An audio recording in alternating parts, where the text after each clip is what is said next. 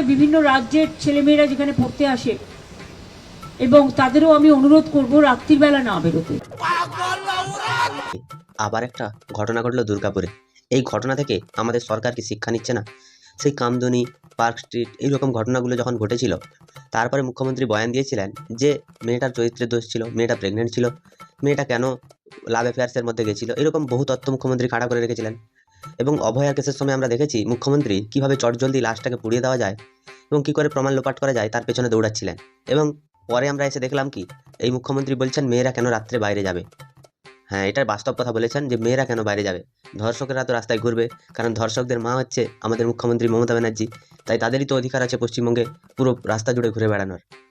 এই ধর্ষকের মায়ের আজকে চরিত্র নিয়ে কথা বলবো, তো চলো আর বেশি না বকে ভাট আজকের ভিডিওটা শুরু করা যাক। তো হে বাঙালি, হ্যালো বাঙালি, নমস্কার বাঙালি, কেমন আছো তোমরা সবাই? আশা করি অনেক অনেক ভালো আছো। তো আজকের একটা নতুন ভিডিওতে তোমাদের সবাইকে অনেক অনেক স্বাগত। अरे हाँ भाई हाँ। And especially the girl child at night time,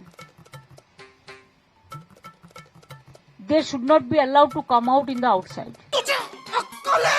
এই হচ্ছে মুখ্যমন্ত্রীর মানসিকতা, এই হচ্ছে মুখ্যমন্ত্রীর মানসিক বিকৃতার একটা পরিচয়। এই মুখ্যমন্ত্রী তিনি বলছেন মেয়েদেরকে রাত্রে বেরোতে না। উনি একটা মেয়ে হয়ে, উনি মেয়ে কি আদৌ সত্যি? উনি একটা মেয়ে হয়ে আরেকটা মেয়ের যখন সম্মানহানি করছে, তখন কি করে নির্লজ্জের মতো বলছেন যে মেয়েদেরকে রাত্রে বেরোতে না? একটা মেয়ে, তার বাবা যদি অসুস্থ হয়, তার বাড়িতে যদি কোনো পুরুষ মানুষ না থেকে থাকে, যদি তাকেই বাইরে বেরিয়ে ডাক্তার ডাকতে যেতে হয়, সে কি যাবে না ডাক্তার ডাকতে? না সে কি বাড়ির বাইরে বেরোলেই তাকে তোমার দলের যে আর তোমার কোলের তোমার যে দুধ খাওয়ানো সন্তানগুলো, সেগুলো তাকে ছিঁড়ে খাবে? এটাই কি পশ্চিমবঙ্গের আজকের পশ্চিমবঙ্গ? এটাই কি তোমার সোনার বাংলা? সত্যি তোমার সোনার বাংলার মুখে মতি আমরা।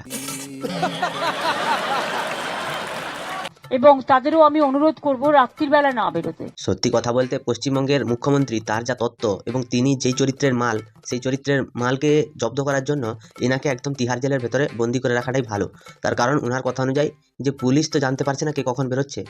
পুলিশ যদি না জানতে পারে, পুলিশের ভয়ে তো মানুষ বেরোবে না।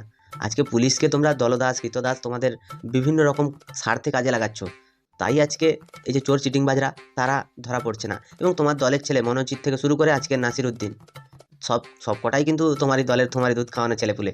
তো একটা জিনিস হচ্ছে কি, যে এই যে ছেলেগুলো তোমার দয়ায় এই যে সব খারাপ অপকর্মগুলো করছে, তাদের একটার বিরুদ্ধে অন্তত ব্যবস্থা নিলে আর দ্বিতীয় ঘটনাটা ঘটতো না, বা দ্বিতীয়বার তোমার মুখটা পুড়ে যেত না।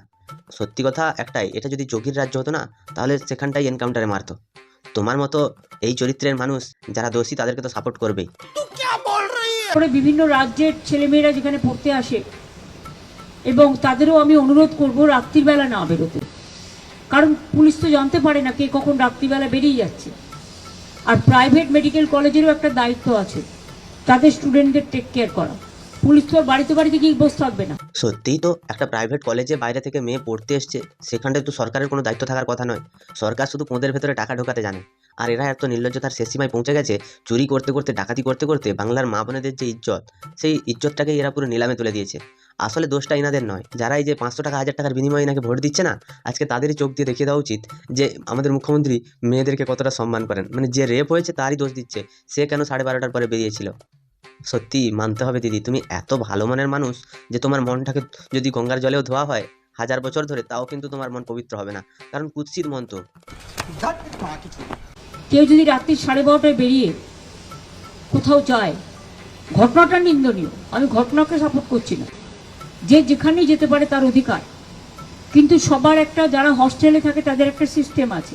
আচ্ছা, তোমার কথা অনুযায়ী আমি ধরলাম যে প্রাইভেট মেডিকেল কলেজগুলো, তাদের যে নিরাপত্তা সেগুলো নিয়ে তোমার মনে সংশয় আছে, এবং তাদেরই রেসপন্সিবিলিটি হচ্ছে তাদের ছেলে মেয়েদেরকে আটকে রাখা।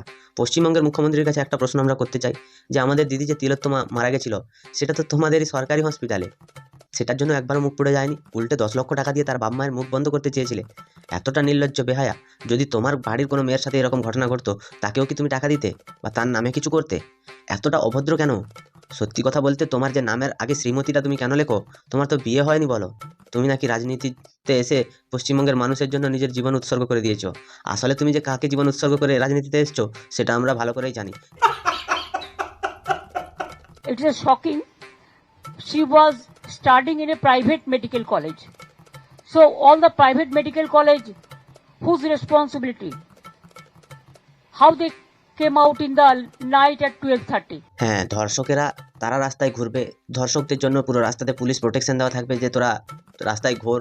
12:30টার পরে যদি একটা মেয়ে বেরোতে না পারে, 12:30টার পরে কোনো পুরুষও বেরোতে পারবে না। আর যদি একটা মেয়ে 12:30টার পরে কোনো কারণে যদি হস্টেল থেকে বেরিয়ে সে যদি এইরকম একটা খারাপ অবস্থায় ফেঁসে যায়, তখন কিন্তু পুলিশ কোথাও থাকে না। আর পুলিশগুলোকে রেখে লাভ কি? একটা কথা হচ্ছে এটাই, যেখানে আরজি করের মতো একটা ঘটনা ঘটলো, তার যখন ধর্ষকেরা শাস্তি পেল না, যেখানে মনোজিতের মতো একটা ছেলে, সে হচ্ছে তৃণমূলের আদর্শে অনুপ্রাণিত হয়ে একটা খারাপ কাজ করলো, তখনও যখন তার শাস্তি হলো না, তাহলে ধর্ষকেরা তো তারা তো জানে যে ধর্ষণ করলে শাস্তি হবে না, তো করেই দিই।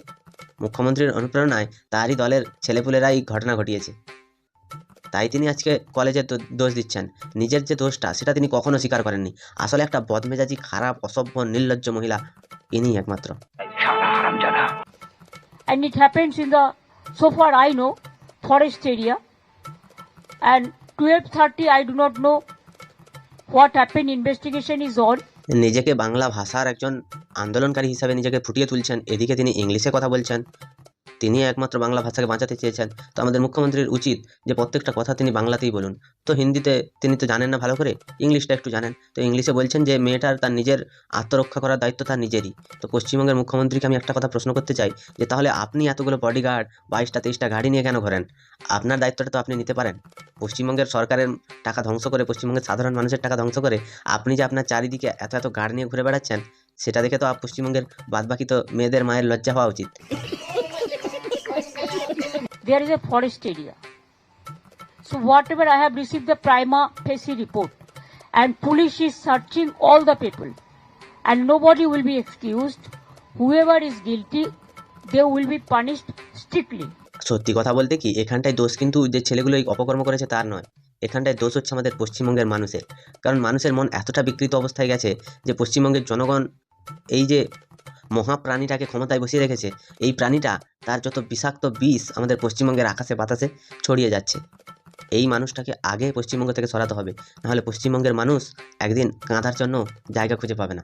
তার কারণ হচ্ছে, একদিকে তো কয়লা, বালি, গরু সব কিছুই তো এনারা বেচে দিয়েছেন, লাস্টে চাকরিটা বাকি ছিল সেটাও বেচে দিয়েছেন, এবং সেই বিক্রির টাকাগুলো দিয়ে তিনি ধমকানি দেখান যে যার ক্ষতি হবে তাকেই টাকা দিয়ে তার মুখ বন্ধ করে দেবেন। এটাই হচ্ছে পশ্চিমবঙ্গের সংস্কৃতি। এই বাংলা মেয়েদের সম্মান করতে জানে। কত পাতেলা! এবং আমি পুলিশকে বলেছি স্ট্রিনজেন্ট অ্যাকশন নিতে। তিনি যখন ক্ষমতায় এসেছিলেন তার আগে ইনার ভাষণে তিনি বলতেন, মা মাটি মানুষের সরকার। এই তো মায়ের অবস্থা, এই তো মাটি তো বেচে দিচ্ছে সৌরভ গাঙ্গুলির মতো কিছু কুলাঙ্গারকে 1 টাকা করে। আর মানুষ তো জানো কি অবস্থা হচ্ছে। এখানটা একটা কথা আমার খুব বলার ইচ্ছা আছে মুখ্যমন্ত্রীকে, যে তিনি এতটাই তো গুণী মানুষ, তিনি তো একজন উকিল মানুষ, তো তিনি এই কেসটা নিয়ে নিজে কেন লড়ছেন না বা নিজে প্র্যাকটিস কেন করছেন না? তো সেটা নিয়ে একটু আমি মুখ্যমন্ত্রীকে বলবো যে আপনি একটু নিজে দেখুন এবং নিজে প্র্যাকটিস করুন, ওই মেয়েটাকে একটু জাস্টিস এনে দিন, যাতে বাকি লোকগুলো এই কাজগুলো দুবার করার আগে অন্তত ভাবে। আজকে পশ্চিমবঙ্গের মুখ্যমন্ত্রী তিনি যে প্রশাসনিক যে ক্ষমতাটা সেটা এমন জায়গায় এনে দাঁড় করিয়েছেন তিনি, যেখানটায় রাত্রিবেলা কোনো মহিলারা বা কোনো সাধারণ বাড়ির মেয়েরা তারা বাইরে বেরোতে পারবে না। তো তিনি এই কথাটা অন্তত বলতে পারতেন যে যে ধর্ষণ করেছে তার ফাঁসি আমরা এনে দেবো বা তাকে এনকাউন্টার করে মারবো। তখন আর যে যারা এই সব খারাপ কাজ করতে যাচ্ছিল তারা অন্তত অনেকটা ভয় পেয়ে এইসব কাজ আর করতো না। কিন্তু মুখ্যমন্ত্রী কী নিদান দিলেন? তার এই নিদানগুলো আমরা আগেও শুনেছি, যে লাভ অ্যাফেয়ার, হ্যান ত্যান বহু কিছু তিনি বলে দিয়েছেন। আজকে এই মেয়েটারই দোষ হলো যে সে কেন বেরিয়েছিল। পশ্চিমবঙ্গের মানুষের তাহলে মানসিকতাটা কোন জায়গায় গিয়ে পৌঁছেছে? তাহলে ধর্ষকের আসনে পশ্চিমবঙ্গ প্রথমেই আগে উপস্থিত হয়েছে। ইনারা তো কোনো কিছু হলেই একটা উত্তরপ্রদেশ, বিহার, ঝাড়খণ্ড, মণিপুর বহু কথা তুলে আনেন। তাহলে আজকে মুখ্যমন্ত্রীকে বলতেই হয়, বিহারের মানুষ তো বলছে তারা 2:30টার সময় 3টার সময় যখন ইচ্ছা মেয়েরা বাইরে বেরিয়ে পড়তে পারে। তাহলে পশ্চিমবঙ্গের মুখ্যমন্ত্রী হয়ে আপনি যদি বলেন যে এই মেয়েটাকে বেরোতে না, তাহলে আমাদের রাজ্যে তো তালিবানি শাসন চলছে, আর আমাদের তালিবানদের নেত্রী হচ্ছে মুখ্যমন্ত্রী, আর তার সওদাগর হচ্ছে আমাদের অভিষেক বাবু। খুব ভালো রাজ্যটাকে এনে দাঁড় করিয়েছেন। আমাদের রাজ্যের লোকেদেরকে যে বাংলাদেশি আখ্যা দিয়ে যে অন্যান্য রাজ্য থেকে বার করে দিচ্ছে না, শুধুমাত্র এই কারণগুলোর জন্য। আপনার মুখের ভাষা আর আপনার ব্যবহার এগুলোই পশ্চিমবঙ্গের মানুষকে অন্যান্য রাজ্যে গিয়ে বিপদে ফেলছে। আপনার মতো মানুষ বেশি দিন যদি বেঁচে থাকে, তাহলে পশ্চিমবঙ্গের 12টা বেজে থেকে যাবে। তোমরা দেখে নিও, মিলিয়েও নিও। বাংলায় আমরা জিরো টলারেবল। বাংলা যদি জিরো টলারেন্স পলিসি সেটা যদি ফলো করতো, তাহলে অভয়া মরার পরে তারপরে আবার একটা ঘটনা ঘটতো না। বা বাংলা যদি জিরো টলারেন্স পলিসি করতো, তাহলে কিন্তু আমাদের মুখ্যমন্ত্রীকে আজকে দাঁড়িয়ে বলতে হতো না যে মেয়েটা 12:30টার পরে কেন বেরিয়েছিল। এইগুলো হচ্ছে জিরো টলারেন্স পলিসির উদাহরণ। এই মুখ্যমন্ত্রী তিনি এতটা চিটিংবাজ আর এতটা ধড়িবাজ যে তিনি নিজের মুখে কি বলছেন তার লজ্জা শরম আসছে না।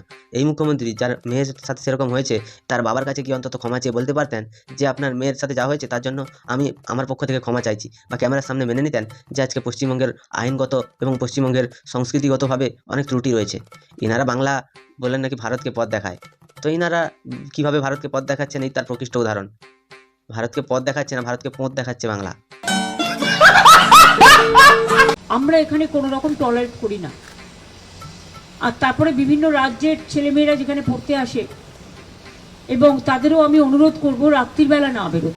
নিজে পুলিশ মন্ত্রী আজকে পশ্চিমবঙ্গের আইন ব্যবস্থাটাকে কি অবস্থা করেছে তাহলে সেটা ভাবার বিষয় আছে। আমাদের পশ্চিমবঙ্গে এই যে আমাদের যে মাননীয় সাংসদ আছেন মহুয়া মৈত্র, আমাদের ভারতবর্ষে যখন তালিবানি মন্ত্রী এসেছিলেন তখন মহিলা সাংবাদিকদের অ্যালাউ করা হয়নি বলে মহুয়া মৈত্র বহু কথা বলেছেন। আজকে সেই মহুয়া মৈত্র কোথায়? এইসব মহিলা এগুলো হচ্ছে হাড় বজ্জাত। এদেরকে সত্যি কথা বলতে মানুষ কেন ভোট দিচ্ছে? পশ্চিমবঙ্গের মানুষ আর কবে জাগবে? যদি না জাগে তাহলে তাদেরও ছেলে মেয়েদের অবস্থা এরকমই হবে, সব কটা উগ্র মানসিকতার হবে। আজকে যারা গ্রেপ্তার হয়েছে এরা বলে ধর্ষকের কোনো ধর্ম হয় না, এরা বলে সন্ত্রাসবাদীদের কোনো ধর্ম হয় না। সত্যি কথা বলতে ধর্ষকেরা যেই 4 জন অ্যারেস্ট হয়েছে 5 জন তারা প্রত্যেকটা মুসলিম প্রজাতির। এগুলো কি মুখ্যমন্ত্রী মমতা ব্যানার্জি তিনি কি দেখতে পাচ্ছেন না? না তাদের বিরুদ্ধে প্রতিবাদ করতে পারছেন না? এতটা নির্লজ্জতার পথে চলে গেছেন, ভোটের জন্য তিনি পশ্চিমবঙ্গের মা বোনেদেরকেও ওই শুয়োরের বাচ্চাদের কাছে সঁপে দিচ্ছেন। বেশি আলবাল বকলে না কানের গোড়া একটা থাবড়া।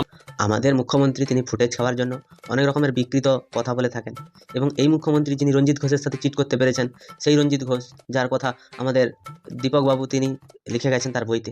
তো সত্যি কথা বলতে কি, যেই মুখ্যমন্ত্রী তার নিজের সম্মান নিজেই ধরে রাখতে পারে না, নিজেকে শ্রীমতী লিখতে হয় কিন্তু বিয়ে না করে, তাহলে তিনি আর পশ্চিমবঙ্গের মেয়েদের দুঃখ কষ্ট কী বুঝবেন? তাকে অনুরোধ করবো মহেশ্বেতা দেবীর একটা বই আছে সেটা পড়ার জন্য, যে একটা মেয়ের ভেতরের ফিলিংসটা কী হয়। তিনি তো ক্যামেরার সামনে দাঁড়িয়ে অনেক বড় বড় ডায়লগ দিয়ে যাবেন, কিন্তু যেই মেয়েটার সাথে এই ঘটনাটা ঘটেছে তার জীবনের অবস্থাটা কি, তার ভবিষ্যৎটা কি হতে চলেছে সেটা কি পশ্চিমবঙ্গের মুখ্যমন্ত্রী জানেন? পরপর ক্রমাগত এই রকম ঘটনা ঘটছে, এবং এই সব ঘটনার পেছনে মুখ্যমন্ত্রী যারা দায়ী তাদেরকে কঠোরতম শাস্তি দেওয়ার বদলে তিনি কি করছেন? তিনি বলছেন তুমি বাইরে বেরোবে না। তাকে বলছে সে কেন ওই রুমে গিয়ে রেস্ট নিচ্ছিল, সে কেন বাইরে বেরিয়েছিল, তার কেন লাভ অ্যাফেয়ার ছিল। আরে মানুষের মতো কথা বলো, কেন অমানুষের মতো কথা বলছো? তোমরা সত্যি মানুষ জাতির অংশ তো, নাকি শুয়োরের অংশ সব? ইনাদের যে দলটা, এই দলটা পুরোটাই নারী বিদ্বেষী দল। এই দলে নারীদের কোনো সম্মান নেই। নারীদের দাম শুধুমাত্র 500, 1000, 1500 এই কটা টাকার বিনিময়ে নারীদেরকে তিনি কিনে নিয়েছেন। আজকে পশ্চিমবঙ্গে প্রায় 6500 কোম্পানি তারা কেন চলে গেল? কারণ ইনার এই সব ভুলভাল ভাষণ, ইনার রাজনৈতিক মতাদর্শ, ইনার শাসন ব্যবস্থা দেখে সব কোম্পানিগুলো গুটিয়ে চলে যাচ্ছে। পশ্চিমবঙ্গ আর কদিন পরে পাকিস্তানের থেকে খারাপ অবস্থায় যাবে। আমি বলছি ধার নিয়ে আর কতদিন উনি চালাবেন? এই রাজ্যটাকে তিনি যতক্ষণ না পর্যন্ত দেউলিয়া ঘোষণা করবেন ততক্ষণ পর্যন্ত তিনি কিন্তু এই ভাতা দেওয়া বন্ধ করবেন না। আরে ভাতা দেওয়া যদি বন্ধ করো তাহলে পশ্চিমবঙ্গের অন্যান্য খাতে তো তুমি টাকাগুলো লাগাতে পারবে। নারী সুরক্ষায় টাকাগুলো লাগাও অন্তত। এই পুলিশরা যেখানটায় মানুষকে নিরাপত্তা দিতে পারে না সেই পুলিশ থেকে কী লাভ? এই পুলিশ দাঁড় করিয়ে যেখানে অভয়ার সেই এভিডেন্সগুলো ছিল সেই ঘরগুলো ভাঙায়, তাহলে এই পুলিশ রেখে কী লাভ? আর এই পুলিশ মন্ত্রী পদটা মুখ্যমন্ত্রী কেন নিজের ধরে বসে আছে? সেটা কি অন্য কোনো মন্ত্রীকে দেওয়া যায় না, বা অন্য কোনো দলের নেতাকে দেওয়া যায় না? সবাই কি অপদার্থ? তুমি কি একা পদার্থ? এগুলো কি ছোটলোকি মানসিকতার পরিচয় নয়? তোর মাথা নষ্ট। এই তারকাটা মেন্টাল মুখ্যমন্ত্রীকে নিয়ে তোমাদের কি মতামত তোমরা আমায় একটু কমেন্টে জানিও। যদি ভিডিওটা ভালো লাগে তাহলে লাইক করো, কমেন্ট করো, শেয়ার করো, সাবস্ক্রাইবও করে দিও। পাশে থাকা বেল আইকনটা প্রেস করতে একদম ভুলবে না। সবাই ভালো থেকো, সুস্থ থেকো, সাবধানে থেকো, দেখতে থাকো বাংলার কোণে ঘর।